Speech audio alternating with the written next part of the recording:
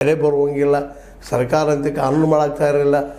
ಆದರೆ ಒತ್ತಡ ಮಾಡಿ ಏನೋ ಪಾಪ ಮನೆಯಲ್ಲಿ ಒಂದಿಷ್ಟು ಬಂಗಾರ ಕುಡಿಸಿರ್ತಾರೆ, ಹುಣ್ಣಿಮೆ ಹಬ್ಬ ಮದುವೆ ಮುಂಜಿ ಅಂತ ಆ ಸಂದರ್ಭದಲ್ಲ ಒಂದಿಷ್ಟು 1 ತೊಲೆನೋ 2 ತೊಲೆನೋ 5 ತೊಲೆ ಬಂಗಾರ ಮೇಲೆ ಏನೋ ಸಾಲ ತೊಗೊಂಡಿರ್ತಾರೆ.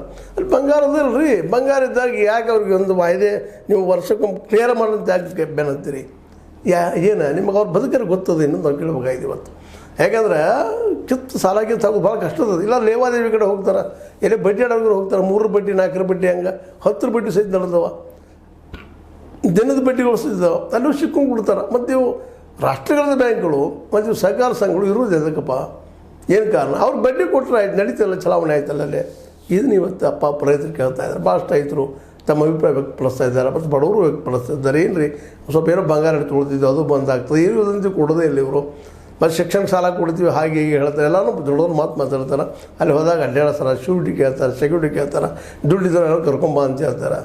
ಅಂದಾಗ ಇವರು ಸಾಲ ಕೊಡೋ ಮನಸ್ಸದನೋ ಇಲ್ಲೋ ಅನ್ನುವಂಥ ಮಾತನ್ನು ಕೇಳ್ತಾರೆ. ಇವತ್ತು ಕಾರ್ಪೊರೇಟ್ಗಳಿಗೆ ಲಕ್ಷ ಕೋಟಿಗಳಲ್ಲಿ ಸಾವಿರಾರು ಕೋಟಿಗಳಲ್ಲಿ ಕೊಡ್ತಾರೆ ಇವರು ಹೊಳ್ಳಿ ಸಹಿತ ಅಂದರೆ ಮರಳಿ ಸಹಿತ ಬರಲಾರ ಸ್ಥಿತಿಯೊಳಗಿರುವಂಥ ದುಡ್ಡುಗಳು ಮತ್ತು ಮುಳುಗಿ ಹೋಗಿದ್ದಾವೆ ಅನೇಕ ಥರದ ದುಡ್ಡುಗಳು. ಆದರೆ ಸಣ್ಣ ರೈತರಿಗೆ, ಬಡವರಿಗೆ, ಈ ಒಂದು ವರ್ಷದ ಕಂಡೀಷನ್ ತೊಗೊಂಡಂಥವ್ರಿಗೆ ನೀವು ತುಂಬಬೇಕು, ಮೂಲು ತುಂಬಬೇಕು, ಅದು ತುಂಬಬೇಕಂದ್ರೆ